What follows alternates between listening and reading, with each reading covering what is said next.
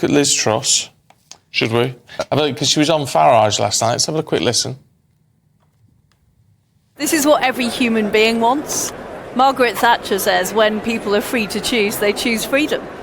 And it's so true. People want control of their own lives. They don't want the government telling them what to do. They don't want these woke policies inflicted on them.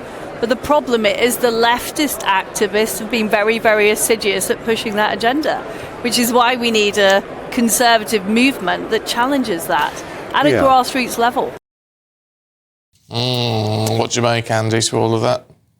I feel like I've heard a lot from Liz Truss. I think that was particularly the most controversial thing that she said. I thought it was quite interesting that I was listening to Minette, whose name escapes me, the former head, the National Farmers Union lady who's just resigned this week. It's a really interesting piece with her in the Times. She talks about Liz Truss going to talk about farmers, and all Liz Truss was interested was taking pictures of Instagram and next to hay bales and things. I think we've heard an awful lot of from Liz Truss talking about how the banks ambushed her and ruined her chances of getting Britain moving again. I think she's very much had an opportunity to do what she wants in government. It's worth remembering her and Kwasi Kwarteng specifically did a mini budget rather than an official budget, so that it wasn't able to be checked and balanced.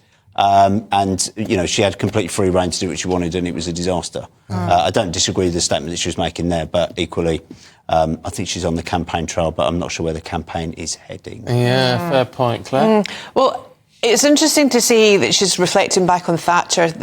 A lot of the Conservatives, with a large C as well as a small c, seem to think that Thatcher is the absolute iconic pinnacle of where they ought to be. And I'm not sure that's a definite or a really positive way or direction to go in, because Thatcher did a lot of harm to the country.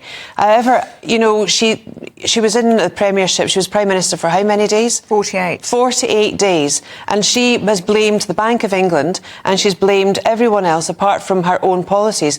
Now, you can argue right, left and centre, but however, she tried to do something that might have worked, but it didn't. And it also, what that did was actually show us all that we are all at the mercy of the markets. And I don't think that's a good thing. I really don't. And I don't think we can build societies on stocks and shares.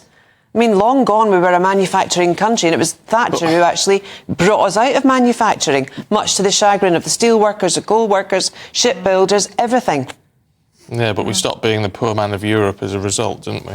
Well, did we? We're importing coal. And look where we are now. This daft race to net zero in 2050 that is causing inflation, that's causing a lot of other things. And then Rishi Sunak coming out and saying now, oh, we'll be head of AI for years to come. We want to be at the forefront of AI. Yeah, what's wrong with that? It's mad.